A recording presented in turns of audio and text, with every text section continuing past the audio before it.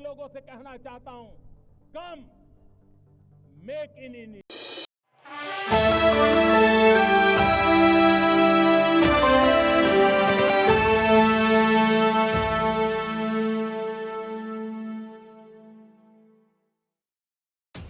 लोकसभा चुनाव वोटों की गिनती शुरू हो गई है। अभी तक के आए रुझानों में भाजपा के नेतृत्व वाले एनडीए और इंडी गठबंधन के बीच एग्जिट पोल के उलट मामला उतना एक तरफा नहीं दिख रहा है। रुझानों में कई सीटों पर एनडीए और इंडी गठबंधन के बीच कांटे की टक्कर दिख रही है। वहीं कुछ राज्य ऐसे हैं जो भाजपा को परेशानी में डाल रहे हैं। देश के सबसे बड़े सियासी सूबे और भाजपा के बखिले यूपी में मामला बिल्कुल उलट दिखाई दे रहा है। रुझानों में भले ही एनडीए को बहुमत मिल चुका है, लेकिन इंडिया गठबंधन कड़ी चुनौती दे रहा है।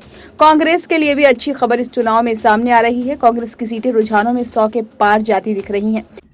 80 सीटों वाले राज्य उत्तर प्रदेश में इस बार राहुल गांधी और अखिलेश यादव की जोड़ी भाजपा को कड़ी टक्कर देती नजर आ रही है। इस राज्य से बीजेपी को काफी उम्मीदें हैं। हालांकि शुरुआती रुझानों में अखिलेश और राहुल की साइकिल और हाथ ने मिलकर भाजपा को पीछे छोड़ दिया है। यहाँ सपा 36 सीटों पर जबकि भाजपा 36 सीटों पर आगे है।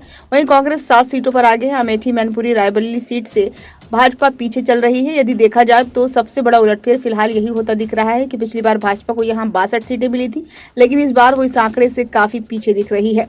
दूसरा राज्य महाराष्ट्र, जहां भाजपा ने कई पैतरे आजमाए, लेकिन रुझानों में फिलहाल अब तक उससे कोई फायदा होता नहीं दिख रहा। महाराष्ट्र में एनडीए गठबंधन 25 सीटों पर आगे है, तो वहीं 21 सीटों पर इंडिया गठबंधन के उम्मीदवार आगे है, जबकि 2 सीटों पर अन्य दलों के उम्मीदवार आगे है। तीसरा राज्य राजस्थान, जहां पिछली बार भाजपा ने क्लीन स्वीप किया था, लेकिन इस बार कांटे का मुकाबला दिख रहा है। भाजपा यहां सिर्फ 14 सीटों पर आगे है, जबकि कांग्रेस 8 सीटों पर आगे चल रही है।